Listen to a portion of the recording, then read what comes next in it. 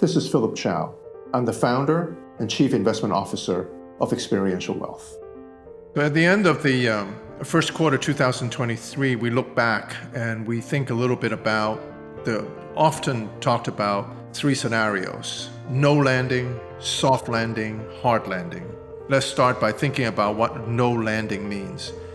When people talk about no landing, it means the economy is humming along and doing great and there is no slowdown per se, and even if there is, it's minimal, and there is no recession, or people call that economic contraction. That's a no landing, meaning the airplane is hovering along and is moving forward. There's no landing here. Soft landing is when the economy is slowing much more, but because the labor economy, or the workers of America, remain very strong and there is no recession. So the economy is just slowing down, coming to a landing, and it's very cool and calm landing, and there is no contraction.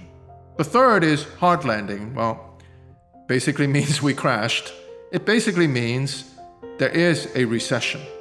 And the recession really has to do with not only the economy slowed down or even contracted, but also the labor economy have reacted as well in a negative way, meaning a lot more people become unemployed. It's the combination of the two that is how it's defined as a recession or a hard landing. Now, after learning what no landing, soft landing, and hard landing is, that's still not very helpful because people throw around those terms all the time.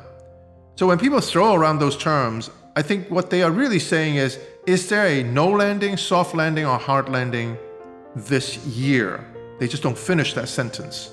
So very important is when somebody says to you, no landing, the first question you're going to ask them is, great, over what period of time?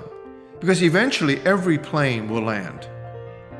So when you think about these three scenarios, right now, it still looks like kind of a no to soft landing because the labor economy is doing very well.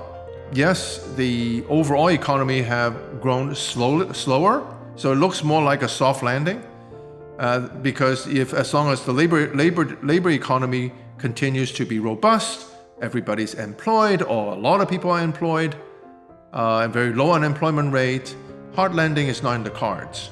And according to Fed Chair Powell, the most recent May meeting, he is expecting to engineer a soft landing.